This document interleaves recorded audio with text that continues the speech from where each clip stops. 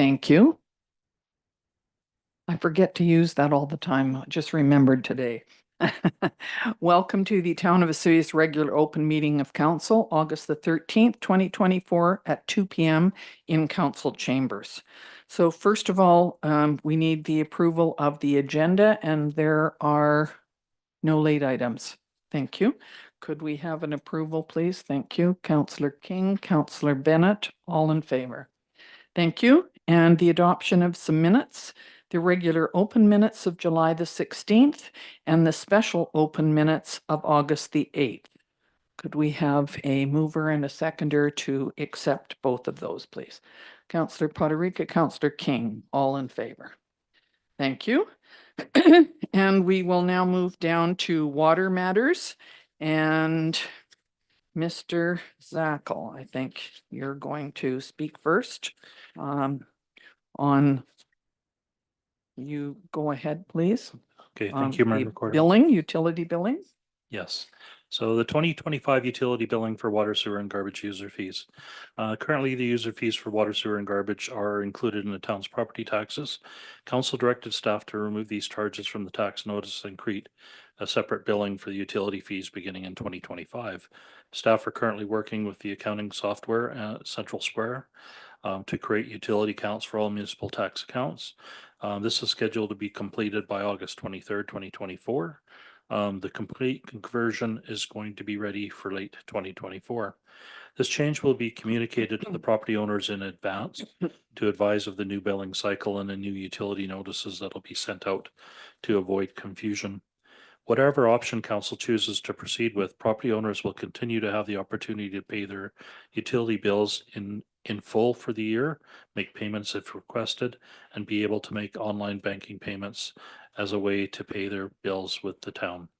Neighboring municipalities such as Oliver and Penticton bill and collect utility services quarterly, and Summerland bills and collects their utilities monthly. So billing cycle, if we were to go to a quarterly for January to March, we would usually invoice out at the beginning of February and have the due date as March 31st. Likewise, April to June, invoice date of May 1st, due date of June 30th, July to September, invoicing August 1st and due date of September 30th, and October to December, billing in November and due date of December 31st. If we were doing a billing cycle of monthly, they would be billed out at the beginning of the month and due at the end of the month. And annually, we would bill out in the beginning of May and have the due date of June 30th. So options for council, that council direct staff to bill water, sewer, and garbage user fees quarterly in 2025. Option 2, that council direct staff to bill water, sewer, and garbage monthly. And option 3 is that council direct staff to bill water, sewer, and garbage annually for 2025. So as far as organizationally, more staff time will be required for additional billings and processing of payments. For budget, billing utilities separately will increase postage and supplies and wages. The estimated additional costs are approximately $5,000 per billing cycle. And significant dates, billing schedules will need to be incorporated into the user fee bylaws before December 31st of this year. So the recommendation before council is that council direct staff to bill water, sewer, and garbage user fees quarterly in 2025. Thank you very much. Council, go ahead, Councillor King. Okay, thank you, Madam Mayor. I'm just curious here, are you quite satisfied with this new software? Have you had an opportunity to try it out yet, or? It's the current financial software that we're using. So it's just getting the conversion of our property tax database into our utility database so that we don't have to input absolutely every customer into our account.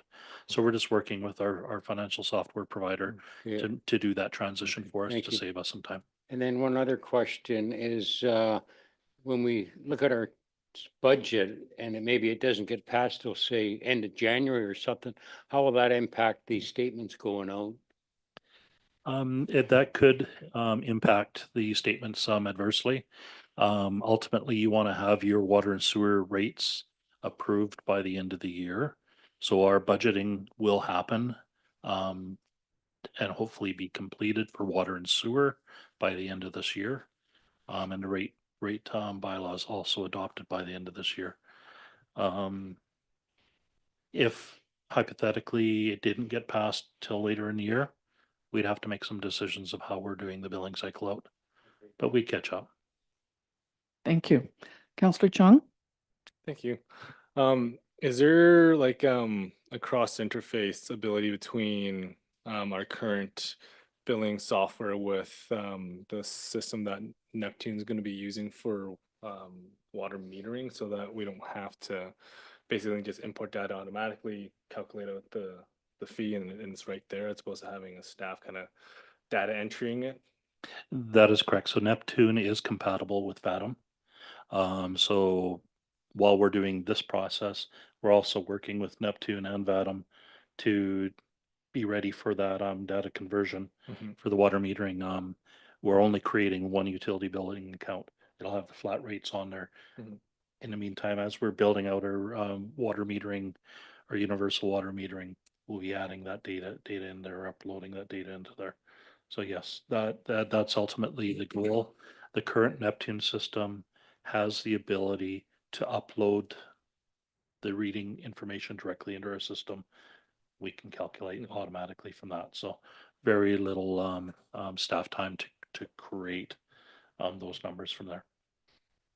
And also, following up, with Vatum, is there a way to do it online so we can save some money on like postage, supplies, and probably wages? And because if there's the ability that each parcel can have their own just online account and we just pay it that way, then I see that as significant cost savings.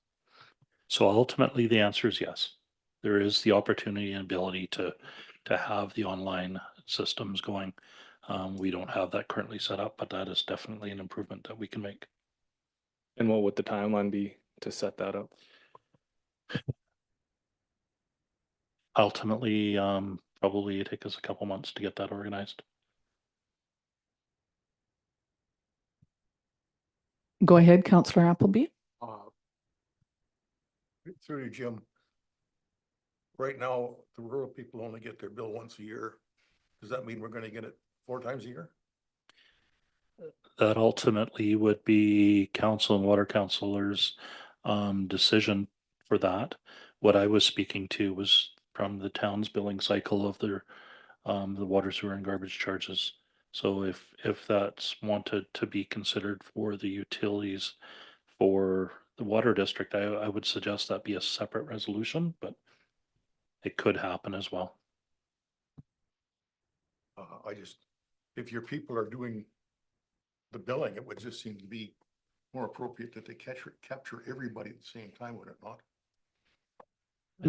Can I step in on that? I think that in the regional district, garbage is actually paid to RDOS, not to the town. And I'm not sure how many people have sewer. There are some for sure that would pay the town sewer, but I think most of us do not.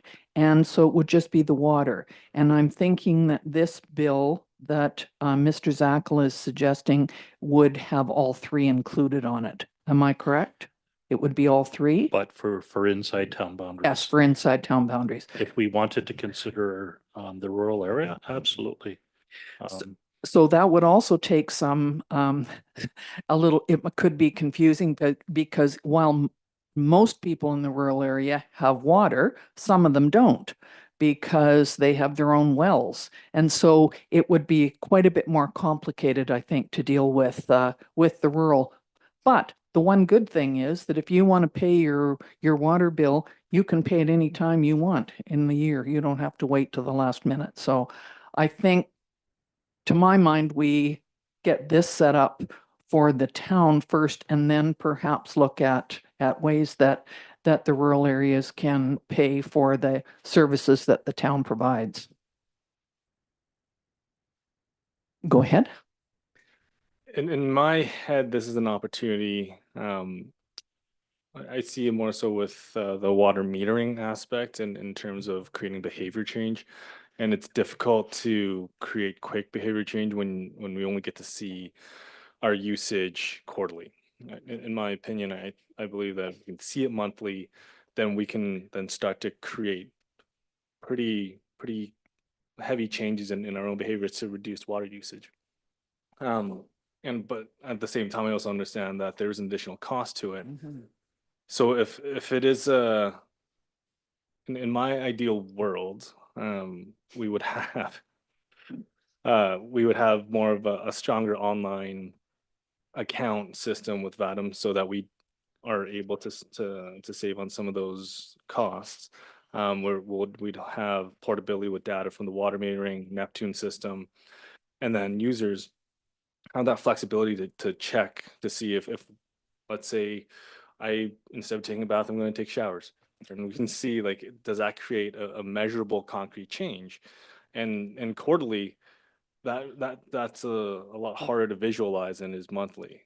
So in my opinion, I think monthly is a better change, at least in the interim, maybe the first 2-3 years. And then once we have that reduction in water conservation and those behaviors are solidified, then we could go quarterly, but that's just my kind of opinion. Okay, no, thank you, Counselor, Director Zackel.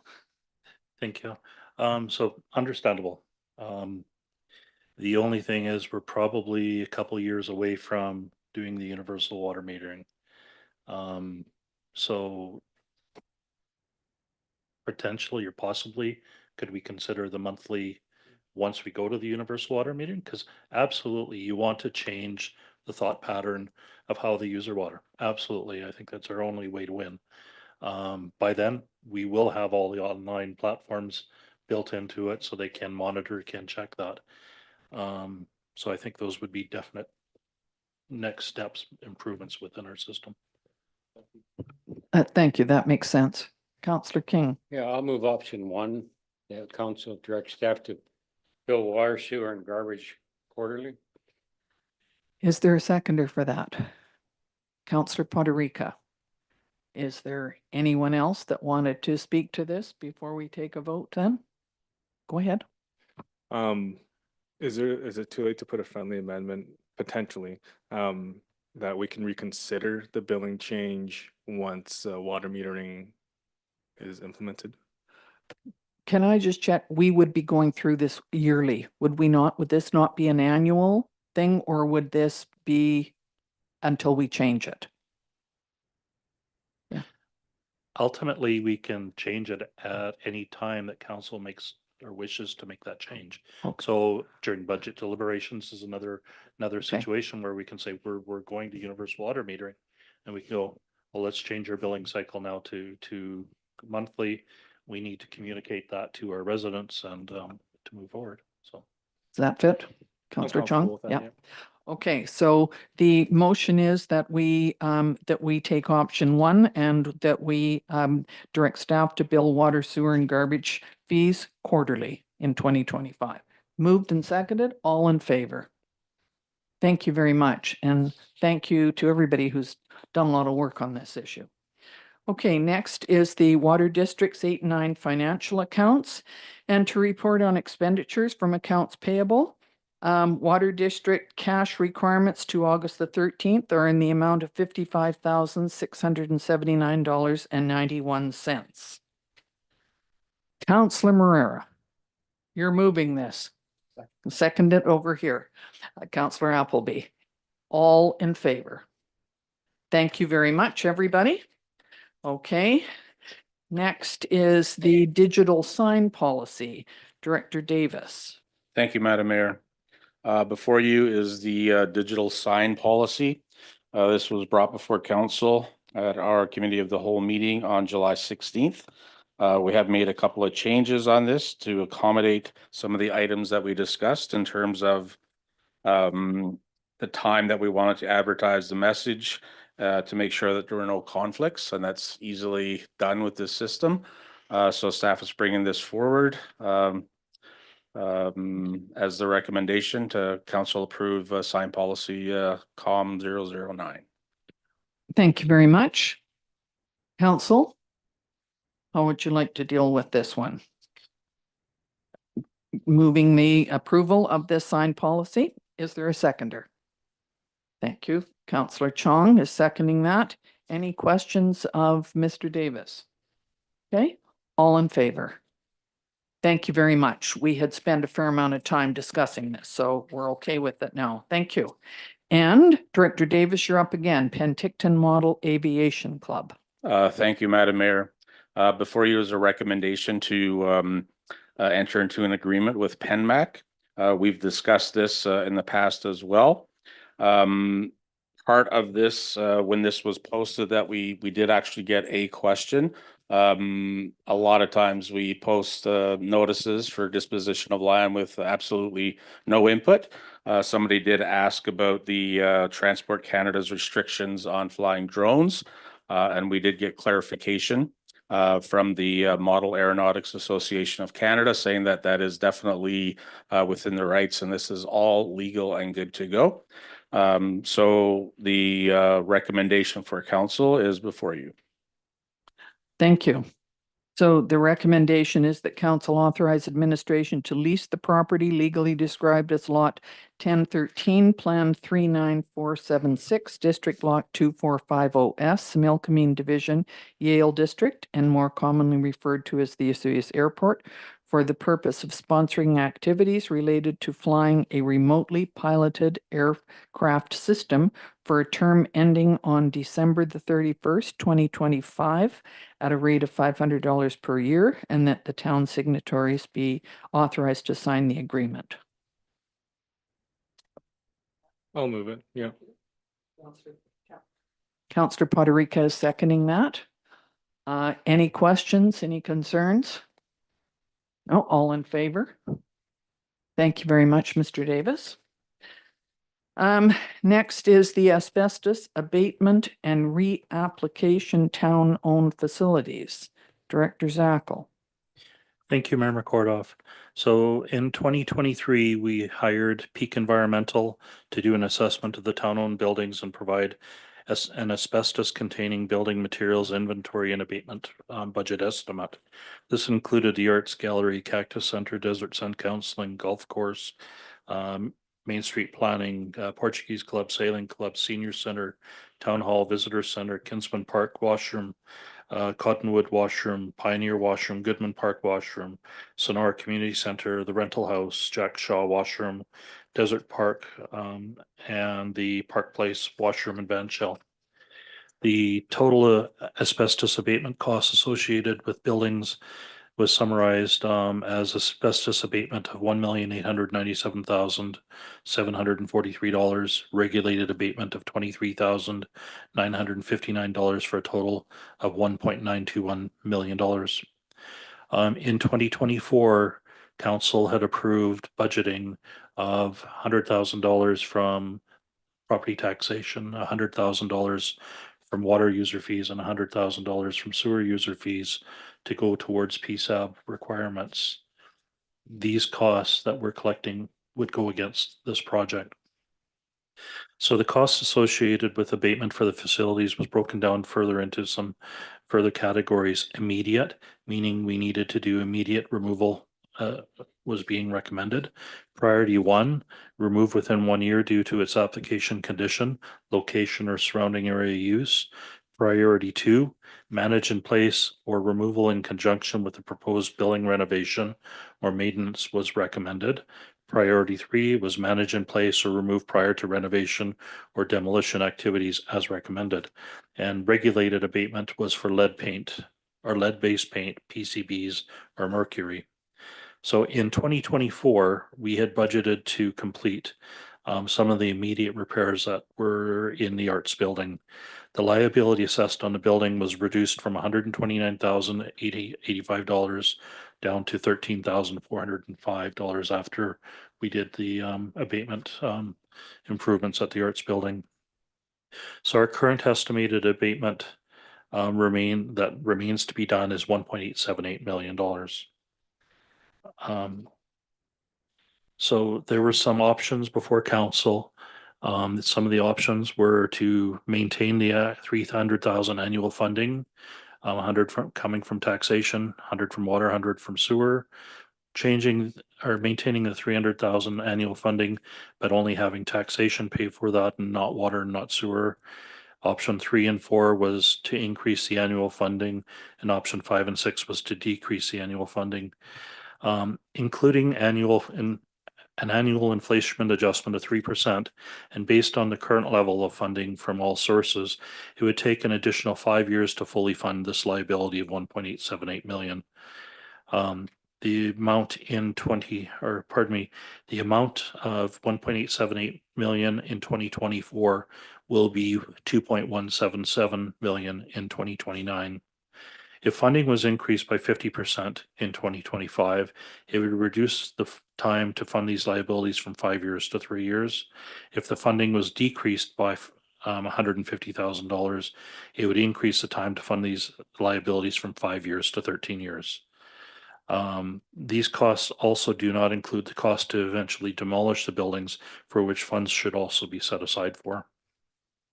So at this time, the recommendation before council is option number 1, that council direct administration to maintain the current level of annual reserve funding of 300,000 for abatement costs and budget to complete the immediate priority 1 and regulated abatement items for town facilities in 2025 in the amount of $87,000 from PSAB reserves. Thank you. So I read this and I thought, why we got 6 different things to look at. So I went and asked Mr. Zackel about it. And the other thing I couldn't figure out was it says taxation ASFR. I had no clue what that was, and I should have figured it out. I was looking for asbestos. It's at average single family residence, but you know what? It took me a while to figure out that's what it meant. So council, what are your wishes on this one? Go ahead, Councillor. Oh, go ahead. Thank you, Your Worship, through you, Director Zackel. Just from my understanding, the current 1.878 million, that would be funded based off of the general taxation, right, with the water and sewer ones to remain either in their place if we were to go that route, or decrease, they would fund separately for their own projects in the future? So basically I've got the options where the same apportionment is happening either to taxation, water and sewer, or doing away with the funding from water and sewer and having just taxation pay for it. And likewise with the increases, doing the same thing, increasing taxation, increasing water, increasing sewer. What happens is when you do those calculations, the average single family resident pays more if we have taxation pay for it only and not water and sewer. So that's why the recommendation is trying to keep the cost to the average single family resident down as possible, and it's having the water and sewer fund actually assist these costs. Did somebody go ahead, Councillor Chong? So if we have just taxation fund, essentially I'm assuming the 300,000, because right now it's split 100. When it does come time for our water and sewer projects, then those funds are going to be much lower then. Yeah, no, you are correct. What's happening though is there's a number of businesses that there's a calculation anomaly here, is what I've seen, and through taxation, for whatever reason, it's going to cost more. As example, just changing the funding from user fees to all taxation was increasing it by $16.21. And we're still collecting the same amount of money from our residents.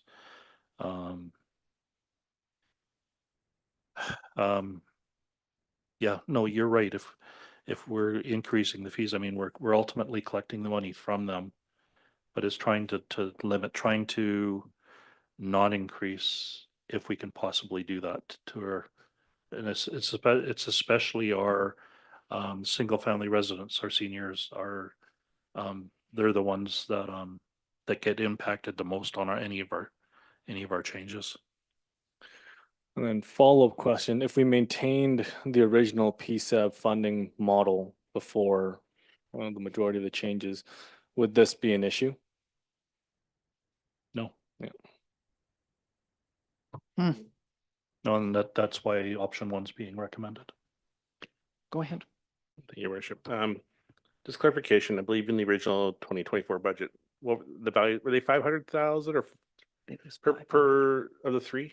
Yes. I believe we initially started off at 500,000. And then we did cut, and this is our first attempt at trying to establish some PSAP funding. Obviously because of the age of our buildings, we're gonna get hit probably a little quicker than maybe we had hoped. Yeah, so when we established the budgets, we didn't know what these costs were going to be. That was the biggest thing. Now,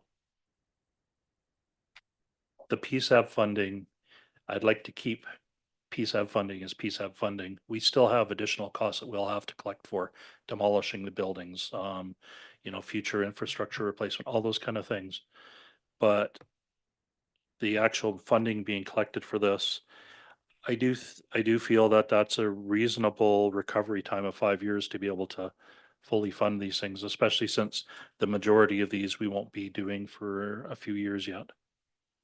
I guess my concern is us depleting or pausing, let's say, water and sewer, regardless of what we do. We know we're changing paths and how we treat, how we operate. And again, this is our first real attempt at this. Things are going to be happening pretty sooner than we expected in terms of, obviously because of age of building, because of age of repair and replacement. We have, unknowns that we come across every single day. I guess depleting those funds or pausing some of those funds in order to deviate from one. I like to keep those systems separate as much as we can so that they can, help establish ourselves in those departments moving forward. So our charges to the property owner are not going up at all. So these amounts were already incorporated into the fees.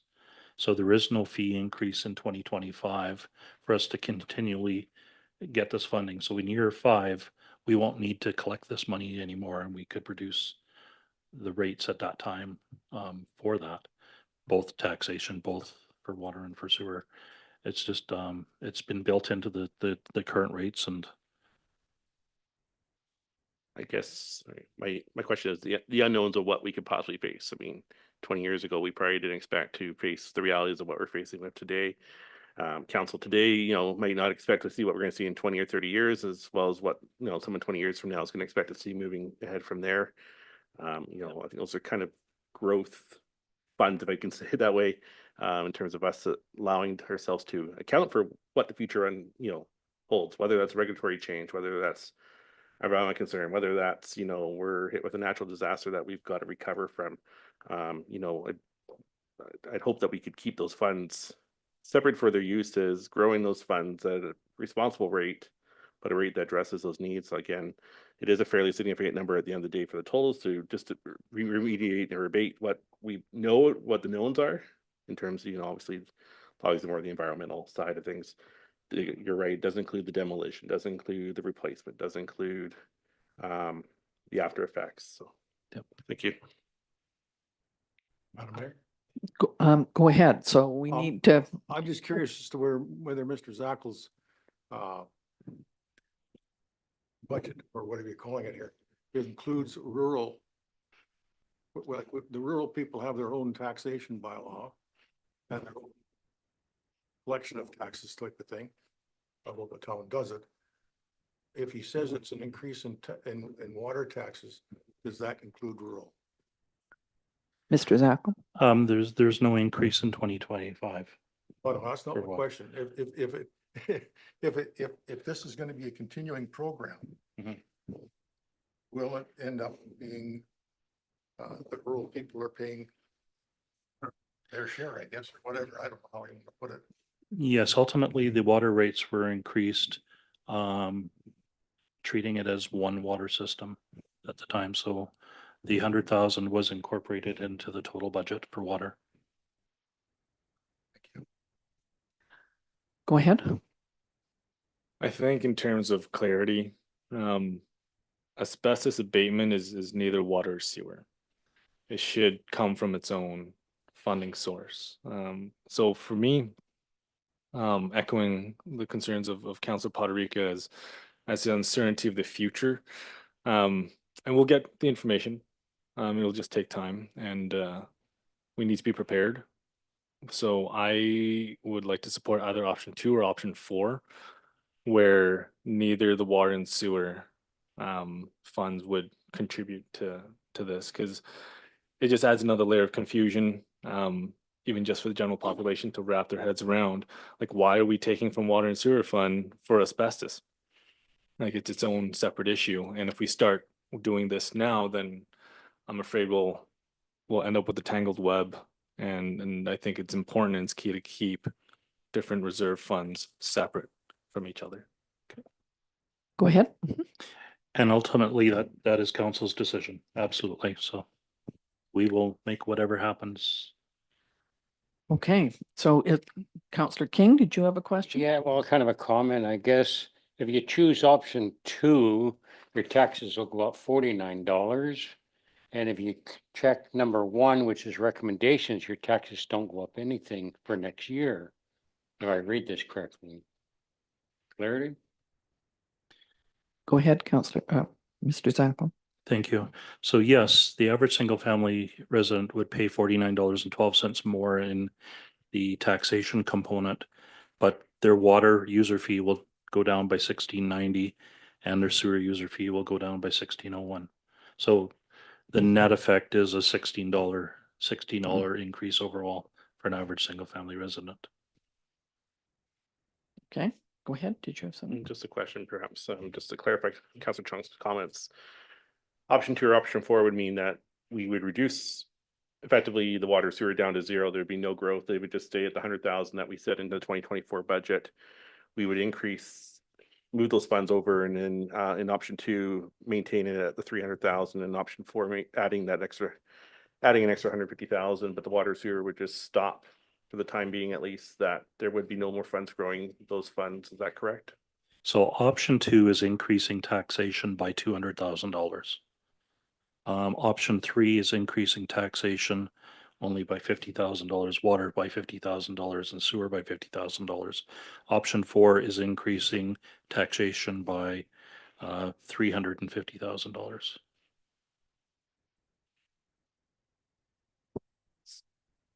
So this is confusing. So does anybody want to make a recommendation or a motion on any of it? Councillor King. Option number 1. Okay, that was the recommended motion. Is there a seconder for that? No, there is not. So could we have someone make a different option, please? Councillor Poderica. Thank you, Worship. I move option number 3, that we would increase to the next 150,000 to the 450, split amongst 150 taxation, 150,000 water, 150,000 sewer. Is there a seconder for that one?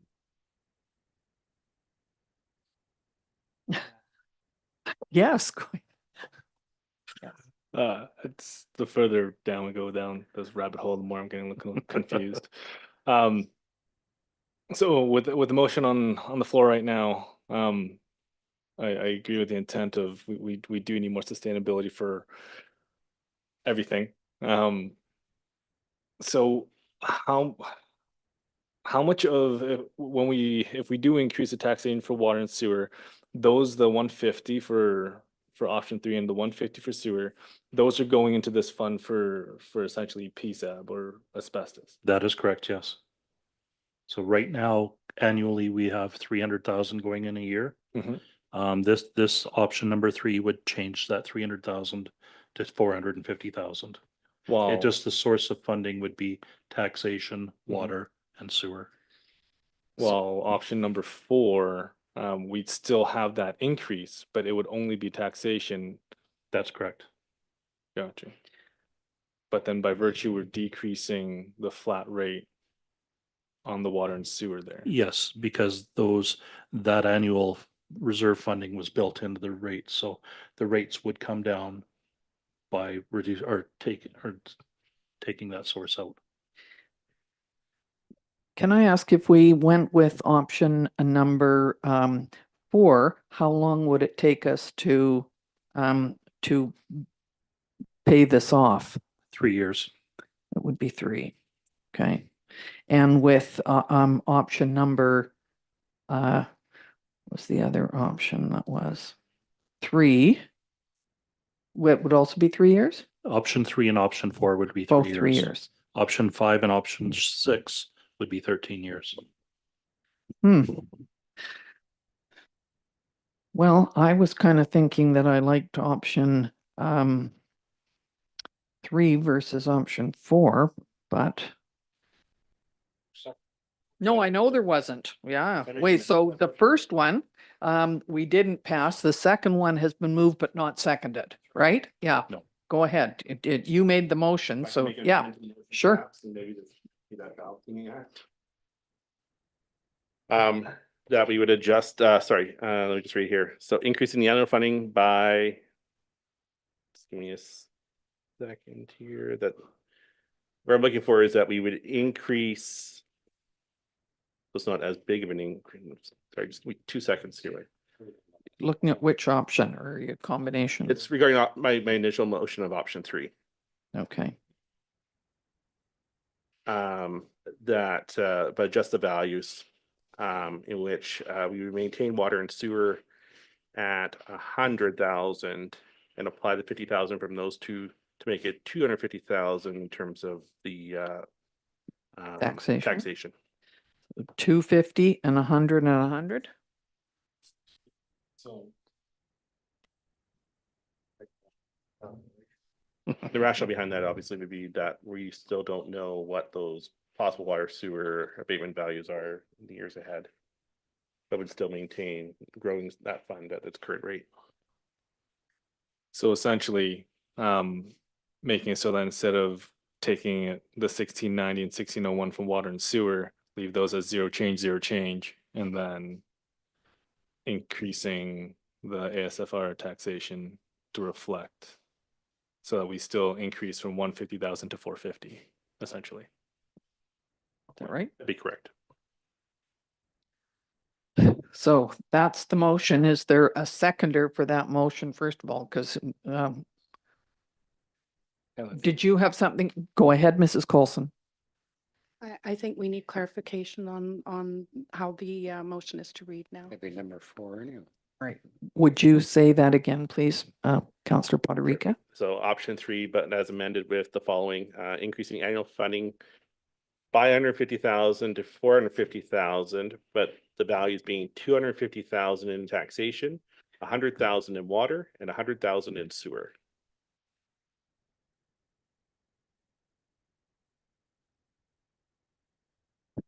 So it's basically like, option 1, but we're just increasing the amount, the total amount, right? Okay, as that's been moved by Councillor, did you have something you want to say, Mr. Risling? Oh, Mr. Zackel, go ahead. So the annual increase property tax, this average single family resident, then will be $36.84. Sorry. Instead of the 24.56. The average increase for the single family resident will be $36.84. And there will be no change to water and no change to sewer. Okay. You're seconding that? And maybe just for clarity, because there's talk about the town budget and then the 2 utilities, water and sewer. And so are we to keep those amounts separate so that the abatement piece for town, out of the town budget, funds town facilities? What's in the abatement bucket for water stays within the water bucket, and what's in the sewer abatement bucket stays in the sewer abatement bucket? Because we know both on the utility side, we don't have a full clarity on that piece. We just have the clarity on the town buildings. Did that, just want to be clear on that piece, because there was talk going back and forth. Go ahead. Can we file that under, we'll cross that bridge when we get to it, when we have more information? Did we do an assessment and an asbestos assessment on utility buildings yet?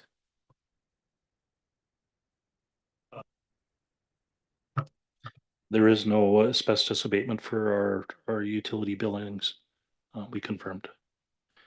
So the majority of the costs are reported here that are our asbestos abatement and that we have to take care of in regulated abatement. Go ahead, Counselor King. Could you read the motion again now, please? It currently reads that council direct administration to increase annual reserve funding for the abatement cost by 450,000 and in brackets 250,000 in taxation, 100,000 for water, 100,000 for sewer, and budget to complete immediate priority 1 and regulated abatement items in town facilities in 2025 in the amount of 87,000 from PSAP reserves. So can I just ask Jim, if this got passed, what's the total increase in taxes? $36.84. Sorry, clarification, through you to Director Coulson. Sorry, just clarifying that was increased by 550,000, correct? To a 450 total. Wasn't sure if I heard it was by 450,000. Oh, sorry, so increased by 150,000 to 450 with 250, 100, 100. Thank you. Okay, are we, and this is just town, not water counselors, don't. On this. We're sort of locked out. Okay, just checking. No, Okay, you're making a decision that is going to impact the Area A people that we represent. And this is one of those situations where we don't have a real say. But we aren't invited to vote.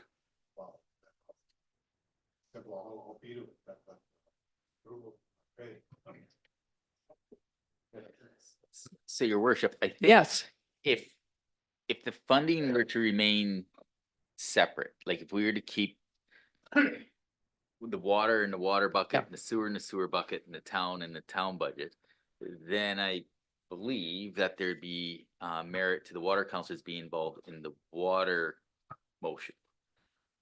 Because it is the water piece. So it starts to cloud. As you start combining the budgets, it starts getting very cloudy. We're phasing into the budgets. That's one of the reasons, like in the future, a motion was made to actually even look at potentially even separating the domestic versus the ag system. So we have a better accounting as to where all the bucket money is going. So it does start clouding if we start putting all the PSAP money, start taking it from water rates, it starts clouding the whole issue. so can we separate this?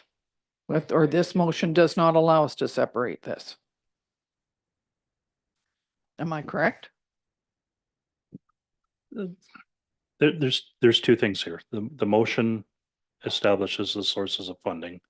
I would suggest that if council wishes to do that, a separate resolution would be basically to say that the water and sewer PSAP costs that are being reserved stay within the water and sewer fund to pay for abatement costs or potential abatement costs in the future. That being said, that can be done. That would need to be a separate resolution. The time frame to pay for the known asbestos abatement items that we have would, if we went with the increasing the total of, it would only then be 250,000 through taxation. It would change the years to fully fund that from 3 years, probably up to the neighborhood of about 9 years. Mhm. So it still can happen, and there still would be enough funding to take care of the immediate, the priority one, priority two items, so, and the regulated abatement, pardon me. So it can be done, and absolutely, I understand what our CAO, Mr. Risling is saying, so. Can we do that now, or do we need to bring this back? And it can't, but the motion doesn't say that, so we'd have to change the motion, right? No, you can pass this motion because that keeps the funding, establishes the funding for moving forward for 2025. I would have a second separate resolution to state water and sewer reserve funds for PSAB should remain and pay for water and sewer related Does that make sense? abatement. Okay. Thanks, Madam Mayor. I play the devil's advocate. If the first half got passed and the second half got defeated, what do you do? Keep on funding it with all three. If it got passed, then those reserve funds would stay absolutely separate. Okay, Counselor Bennett. Excuse me. We'll take Just a question, Jim, in the budget, would this be under abatement funds? So we get the money from here. If we have a separate fund and the funds go into there and people look on the budget, as this is, money goes into that account separate from any other account. Is So, that separated? so what's happening is these funds that we are collecting, we reported on our budget that we're collecting reserve funds for the PSAP for abatement. It showed on the general fund, it showed on the water, and it showed on the sewer. We referenced that and we recorded that. We would continue to report that we are collecting this amount for those funds. In our budget, we also show what the budget numbers are for each of those categories.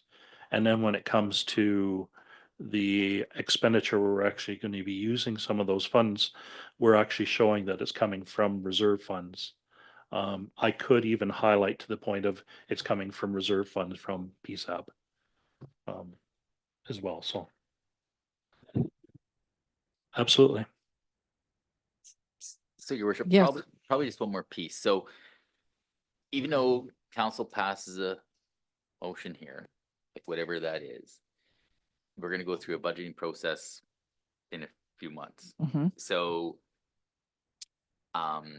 regardless if the water councilors vote now or not, when you get to the budget process, Go vote. if there's an issue of not having agreement with the water councilors in the establishing the water rates, well, then you're kind of back to square one. So, because this motion is giving administration direction to move forward on doing this, pulling from the water sewer into the bucket, maybe. If the water councilors again are not happy with that, it's gonna be a block 4 months down the road. I'm just bringing that up, like, so it's just that it's a, sure, it's approved, but then there's gonna be the budget process when the rates are approved or not approved, and then you've got another problem. Does that make sense? And so the water counselors could then, it would They could Veto. the- veto it because it's in So there. it's, so I think it's Okay. really important to hear from the water. Don't give them councilors. that option now. Look at them. So it's just, it will save some in the budget preparations, knowing potentially where the water councilors are may save some debate and confusion later. It's, if that helps. I recognize Don't know. that to Mr. Isling. Thank you very much. I guess I, like 99% of the people in the community, don't know that money they think they're paying for water and water repairs and whatnot is going down this side street to abatement. So it's all news, and we'll just have to keep track of it. And I hope the budget, when it comes out, shows that this money is designated for abatement, no matter how you're collecting it. Thank you. Go ahead. Thank you. I think this is one of, the whole budget was an issue in itself. But the PSAB 3280 requirements, if I recall correctly, and I don't have it in front of me, but it is sustainability funding that's required for the eventual demolishing of a building, which would include, no? Not that one? Which one's 3280 then? 3280, the only requirement under PSAB 3280 is the asbestos abatement. We do not have the requirement, and that's why it's being kept separate. We do not have the requirement to fund the demolition part or record that as a liability. The liability is the asbestos abatement. Okay. Okay. So, and I pulled out the budget in front of me as a refresher, and it is specific in that line. It is PSAB 3280. Yeah. So to address your concerns of transparency. So we're still back at the motion that's on the table. And we've had it moved and seconded, right? So I'm going to call the question. All in favor? Against? Thank you. That passed. Now, are you going to? Yes, please. You make another motion. Thank you, Worship. I'd like to make a motion that the abatement is that the taxation portion of the abatement is, we may have to wordsmith this, funded for the taxation, and that water and sewer abatement is kept separate. The PSAB values are kept separate for their own future use.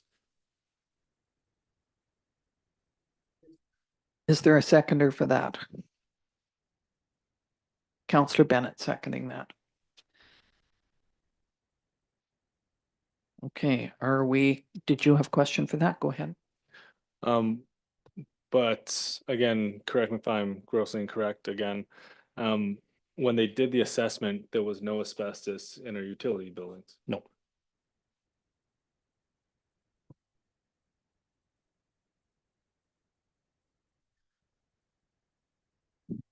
So we're keeping the water and sewer abatement separate, but there might not be a need for it. Is that what I'm hearing? Because there are no buildings that require it? Under 3280, they didn't come up with any of the costs, and we talked to our engineering firm, and they confirmed that there is no asbestos within the buildings. Just a question, sidebar. Is this a list of all the buildings we own, or how come the daycare center isn't on here? I believe it is. I don't see it. The which one? Daycare center. It's not I on there. probably missed that, but it should be on there. Good catch. Yeah, I didn't see that. Or if it isn't, it will be on there. I'm just wondering where it fits into the list. No, it should be on there, so I will double check that. Okay. Thank you. Well, that's what I thought. That's what. Yeah. Maybe, and Mr. Zackel can maybe. Mr. correct Risley? me, or your worship, so within water and sewer, there are also costs attributable various functions within the municipality or their operations that go into water sewer. What I mean by that is, like, for example, the operations yard. So the operations building, like, and it's a percentage, like, let's just say 50% of that facility is used for water and sewer. And the other 50 is for the town operations. Within Mm. town hall here, you know, whatever, I'm making this up, but Mm. 10% of the building goes to assist with the financial reporting. Now the quarterly billing of utility rates. So there's portions of various facilities that also get, in theory, should be apportioned to the water and sewer accounts. So there's still, I think, even though in a lot of the utilities itself, not a significant amount of asbestos that we're aware of, there's still a proportionate cost on that. And I don't know, Mr. Zackel, if you can confirm that statement. So yes, now our costs for abatement, operations building $722, town halls $46,532. So very, very nominal amounts with respect to those two facilities. Our largest costs relate to the Sonora Center, which is $1.4 million, Desert Sun Counseling of $318,000. Those are our major buildings that we have funding to assist with. Hmm. The third one overall is the rental house at 70,000. Now, that's not to say that there isn't a future regulation that comes out to address that, but 100% operations and town hall do have a component of water related to them because we do. Counselor King? Yeah, thank you, Madam Mayor. I guess with the childcare center missing, your numbers you're proposing are actually wrong. They would actually increase if there's anything in Well, the that's what I'm- childcare yeah. facility. Absolutely. Yeah. Yep. Yep. Go ahead.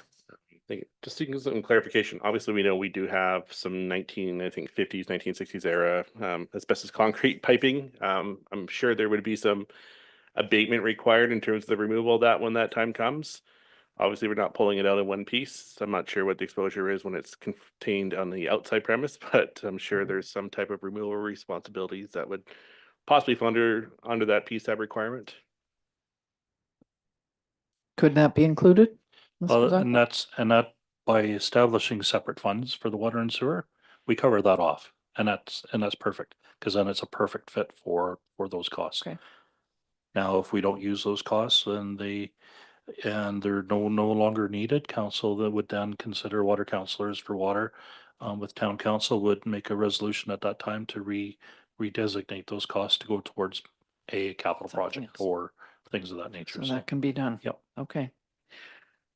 So the motion that is on the floor is, could you read that again, please? The one about keeping the water and sewer separate? That the taxation for water and sewer abatement reserve funds be kept separate for PSAP buildings. Okay. And it was moved, was it seconded? Yes, Councillor Bennett seconded that. I will call a question then. All in favor? Thank you. So that's carried. Is there anything else on this issue that we need to deal with? Thank you. Well, that was quite an interesting discussion, and definitely we need to have these because we need to make sure that we all understand what's going on. Thank you. Just one question, please, Madam Mayor. Yes. Mr. Zackel, will you be sending up an update on that report? How much increase on the daycare center? As soon as I get that, I will definitely update council on it. Absolutely. Okay, Mr. Zackel, 2024 to 2034 Community Works Fund Agreement. Thank you, Mayor McCordoff. So this Community Works Fund gas tax funding was established back in 2005, and it's been running for just about 20 years, expiring in 2023. UBCM has been able to negotiate a new agreement starting April 1st, 2024, going to March 31st, 2034. The annual grant funding was increasing from $281,680 to $311,563. I've attached the Schedule B to show the eligible project categories. And the resolution from council is that council authorized the mayor and corporate officer to sign the 2024 to 2034 Community Works Fund Agreement. Thank you. And I was looking at the eligible project categories on Schedule B, and there's quite a few of them there. So that's quite helpful that we have a wide open view of that. So could we have a motion, recommended motion? Councillor Chung? I move option 1. Thank you. Seconder, Councillor Poderica. All in favor? Thank you. Okay, next is the general net payroll and Sun Bowl Arena financial accounts. Is that where we are? Okay. So as of August the 13th, we have representing balances in the following funds in the amount general cash requirements of $6,174,438.78. Sun Bowl cash requirements of $48,368.31. And net payroll accounts of $244,221.31. And before we ask for receiving this, I'm going to ask Mr. Zackel if he would kindly explain the large amount in general cash requirements this month. Can you explain that? Thank you. Absolutely, Member Kordoff. So we had our transfers of taxes to other governments, and that's RDOS, the school, BC Assessment Authority, and that. So of that $6.1 million, $4,045,713 relates to that. We had our Falcon equipment, which is our crane truck for operational services of $278,880. We had mass construction of $328,226, which was the 85th Street project. Receiver General was $169,643. Safe Tech Emergency Vehicles, $560,524. That's the new fire engine truck that we've got on order.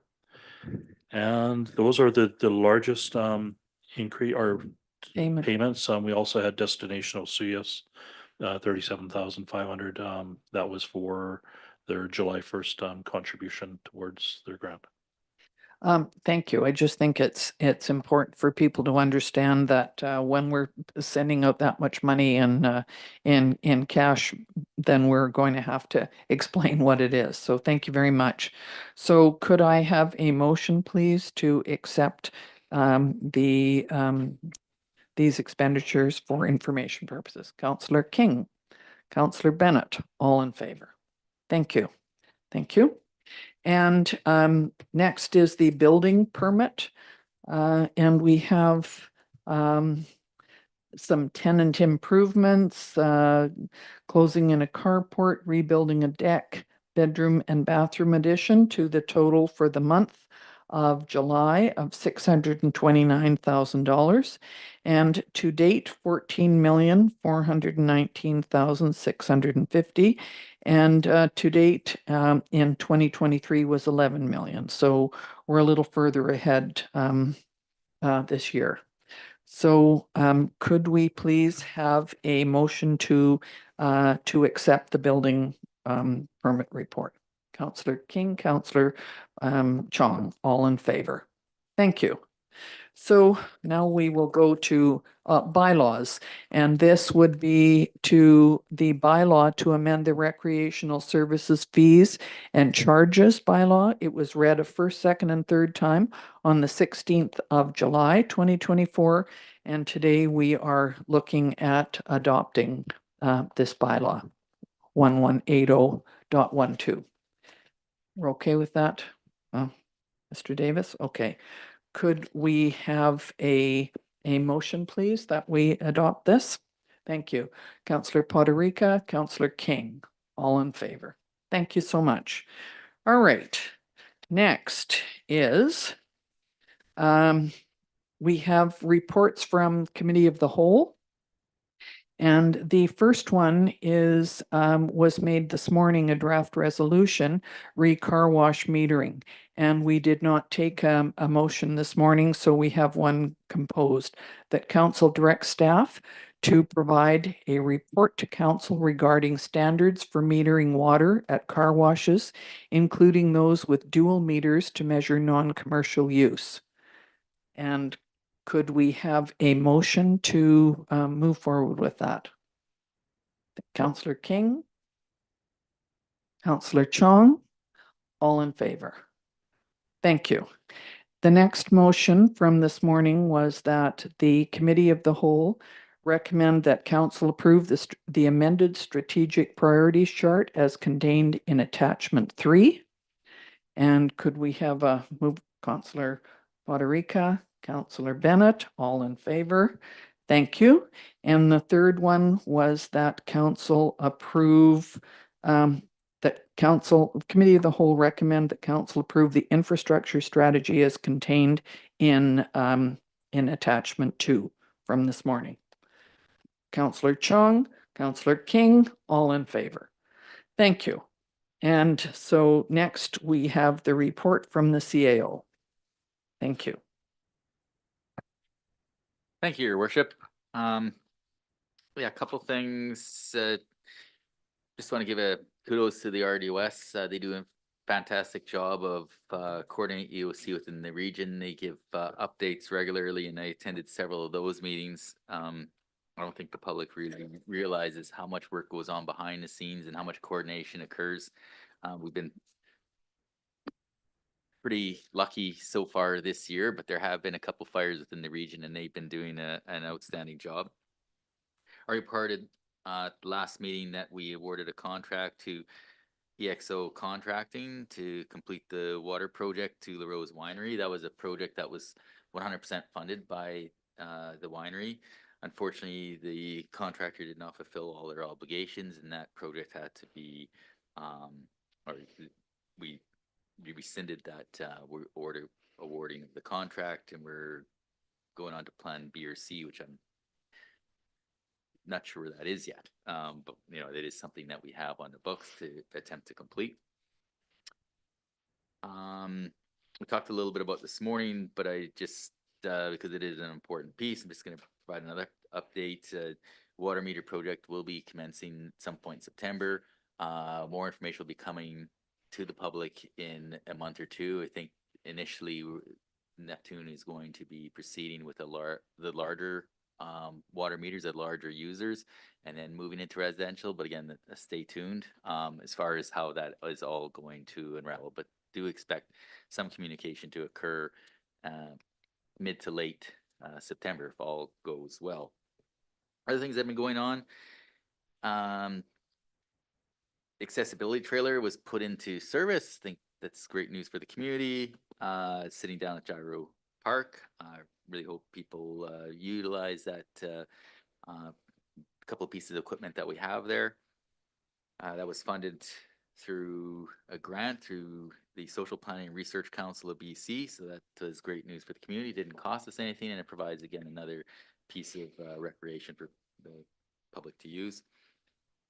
Just a little bit of a heads up, we're working still with ISL to continue with the Parks Master Plan, likely looking towards the end of September. Tentative date September 25th for some consultation, an open house on like the Parks Master Plan. Stay tuned for that. And there's a family splash occurring August 22nd. So I know those are always a big hit. So that's the next one that's occurring. Bylaw enforcement has been doing a great job of trying to keep things out there going smoothly, and they are enforcing the water restrictions stage 2. And so again, I just want to repeat to those that don't want to conform to the regulations, the bylaw officers are out and they are giving tickets, and kudos to the vast majority of people that are actually following the water restrictions. It's enabled us to continue with 2 days a week. So great job for the vast majority of those out there. And I think just another positive, it's more on the operations side, but it's I guess moving forward, we are scanning a lot of our records, and especially on the planning and building permit side. So that's helping us with storage capacity, plus bringing us to more of an electronic world where our records are actually going to be available digitally, mostly in the transition to the RDOS looking after our planning function. That gives the ability again to access our records pretty much 24/7. I mean, we got a bit more to go, but we're on that train to have most of it done here within this year, and probably fine tuning the rest of it next year. Fire department, yeah, they've done a lot of good things for the community. They had some residents of Luna Rosa, Cottonwood Drive. They had some children come by and raise some funds for the fire service. They raised about $214. They were selling things like cookies and bracelets and crocheted dishcloths. So again, another great event involved the fire department. They're always doing things to support the community. They're positive. Our crew, we had a group of 3 go out for 7 days and another group of 3 go out for another 7 days to assist with some of the wildfires in Argenta. That's how you pronounce that. And so I heard we had some great feedback from BC Wildfire and how our folks were trained and the great job that they did. So that was good helping out other communities. And coming up at the farmers market this Saturday, the fire department is going to be showcasing an auto extrication demonstration. So that'd be kind of neat. So for those that are coming down to the farmers market, you might get an extra little treat, a little bit of a show put on by our fire department. And they're going to be also raising awareness of Fire Smart, and they're also going to do a fundraiser for the butterfly run. So there's a bunch of things going on with regards to the fire departments, and they're always looking for volunteers. They do a tremendous job for the community. As far as financial services, did talk about earlier today about how we're transitioning to probably a monthly billing system in 2025. So they're working diligently and attempting to transfer records and work on that system. From planning and development services, a lot of zoning meetings. There was information session held the week of July 30th, plus a lot of one-on-one meetings. They had 8 booked in-person meetings, and at the information session, there were 12 residents that were in attendance to that meeting, and another 23 that logged online. And I think the RDOS did a fantastic job of explaining a lot of those changes. New businesses, we have Queen of the South, located downtown here, as well as La Marquesa Mexican Foods, moved block or 2 up the street, I guess. So that's great news for the downtown area. From an operational services perspective, there's been some vandalism that's occurred in the last little bit. Again, we've had to repair about 45 sprinkler heads. The security gate was also installed at the dog park and the golf course.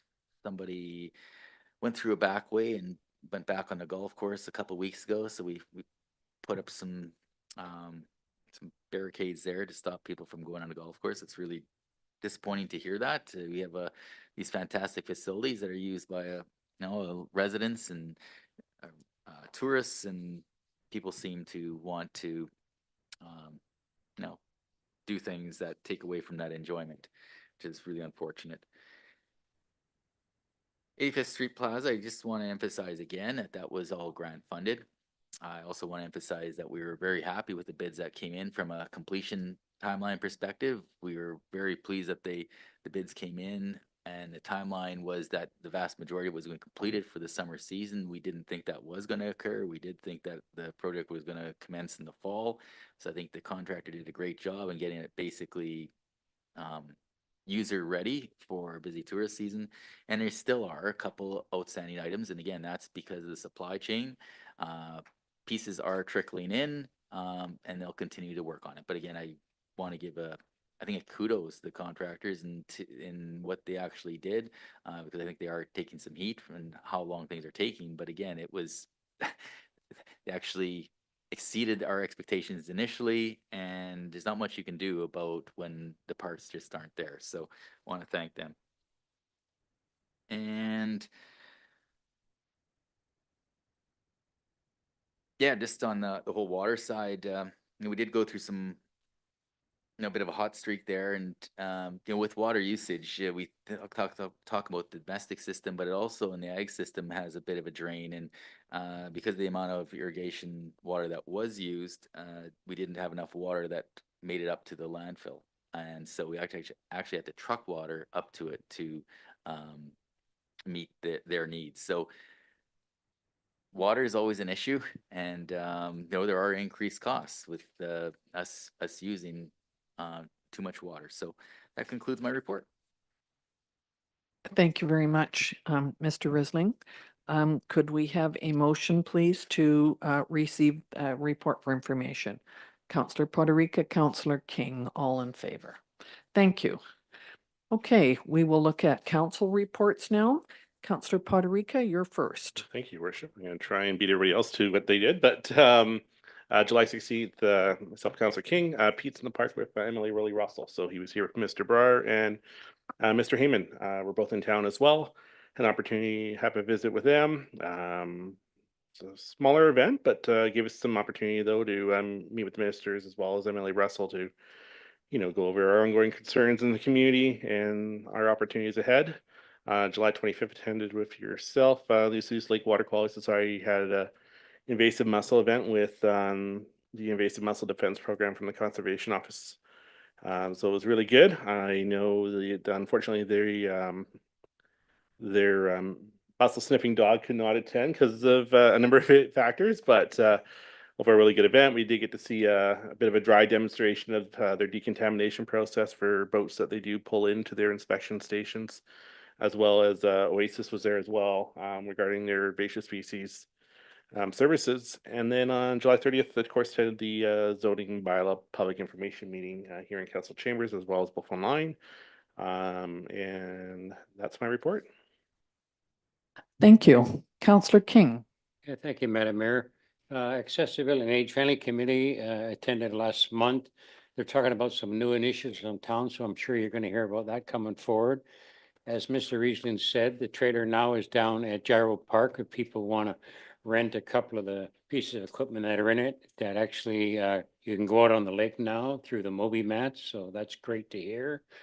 On Saturday, there was a major book sale and the market was open. There was a major attendance there, which I attended. And I just want to make a comment about the activity center, or the old senior center at Gyro Park. They have a great venue there, 5 to 6 before the music in the park, where actually families, you don't have to be old to go in the building. You can have children with you. Please get there early. It's $10. You can have a hot dog or a hamburger. You get dessert also. So again, please think of that before you go to music in the park. And I really want to thank the committee for the music they've been putting on. They've been getting over 500 people every weekend. Just thanks very much for the committee for going out of their way to find great talent. Thank you. Councillor Bennett. Thank you, Madam Mayor. And I like your dancing on screen, Mr. King.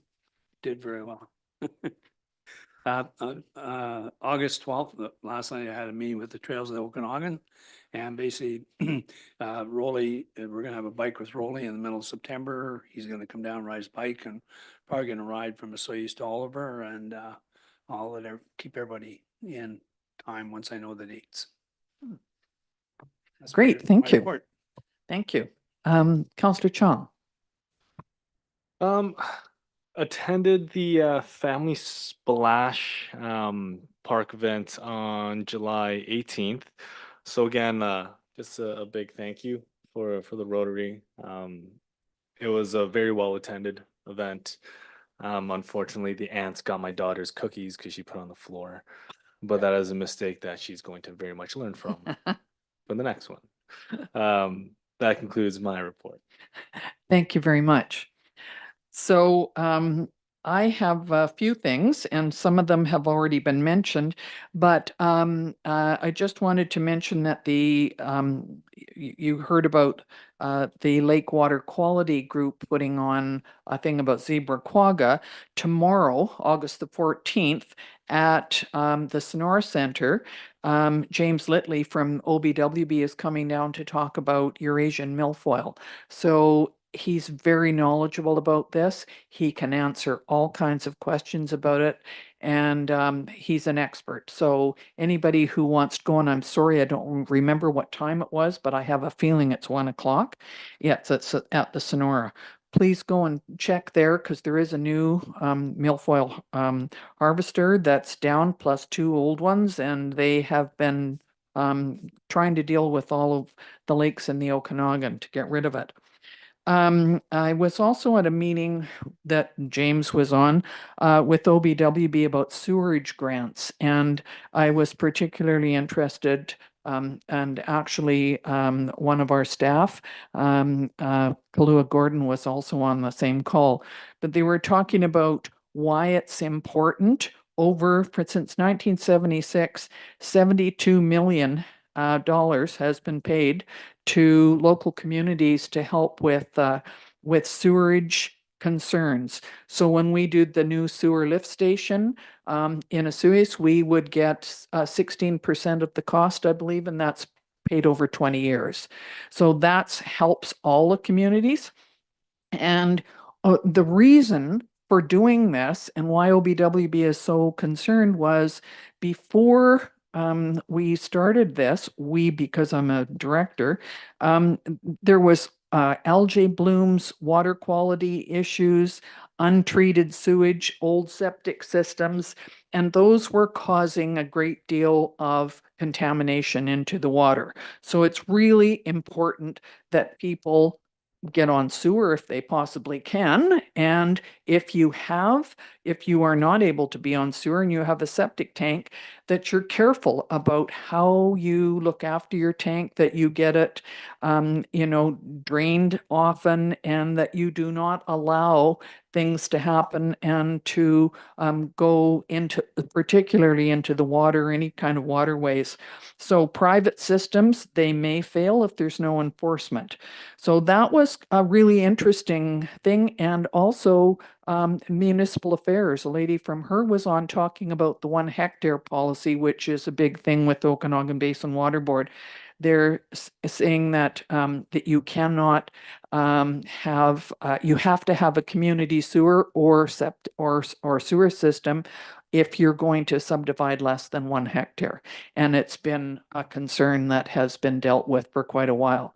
So there is a local wastewater management plan that you can use as well, but it's a matter of following the legislation on it, having an OCP update, biosolids management plan, and a complex plan for everybody for maintenance of on-site septic systems. That's Interior Health is concerned about that. There was also Ministry of Environment and Climate Change. They weighed in on this as well. And their main reasons for being concerned about sewerage concerns is to protect health and environment. And they also try and consult with local governments. So that's a couple of things. I've been on with EMCR, Emergency Management Climate Readiness, Bowen Ma, several times, partly because of the Chilcotin River blockage and the concerns there, wildfires, river forecast centers, all of that kind of stuff. They have meetings and Councillor Bennett will have to go on those meetings if there are any, I'll let you know.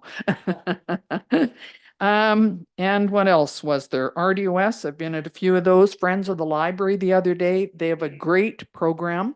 And over the past 15 years, they have raised $20,000 to help with our local library, to buy books, to buy shelving, all kinds of things that are needed in our local library.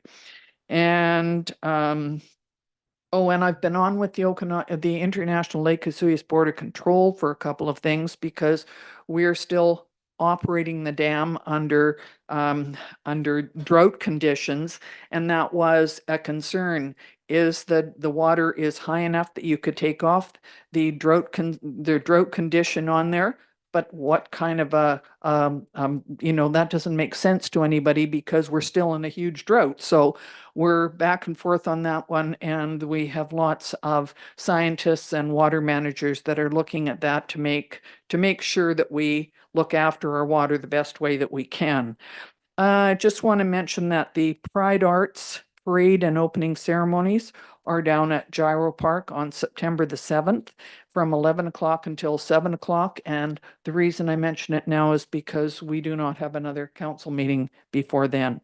And this morning, I was trying to tell you about a report that I had done very quickly for Interior Health.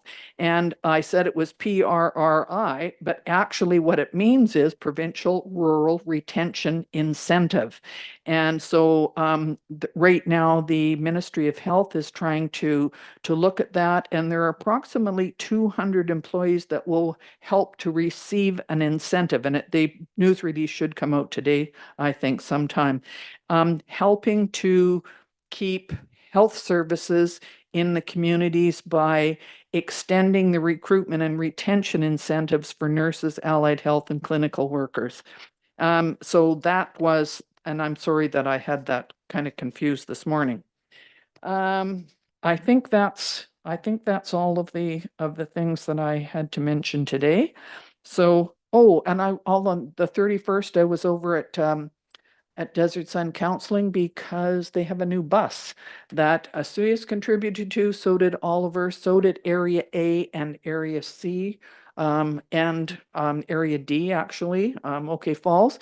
And the bus is sitting over behind the building over there. It has a lift where wheelchair people can go in it there.